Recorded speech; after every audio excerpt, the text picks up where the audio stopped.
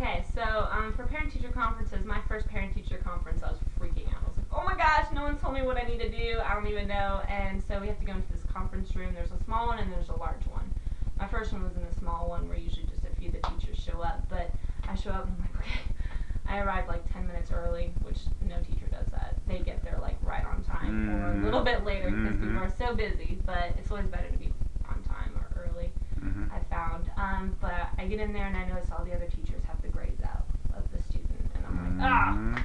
And so then I have one of the counselors, they ended up printing one off for me.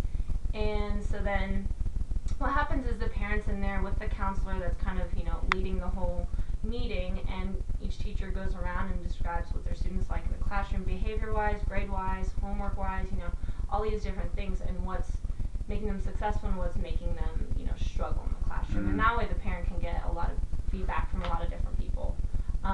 And that's usually good, and you definitely see patterns with the student in each class right away. But that's basically it for us. It's simple, it's not challenging, most parents are really willing to listen. That's what I've had for What did you want to emphasize when you were talking, other than just the grades? Did you try for to... me, it was definitely behavioral. Behavior? Okay. And just, if it was ever grades, it was like, because I'm an art teacher, all the projects are like huge for them. It's like having a test each time. And so I would express the fact that, hey, if they're not getting this in, it's like getting a 0 on a final, or on a test. Okay. But other than that, usually it was behavior for me because I have a lot of behavioral students, a lot of kids with IEPs. Right.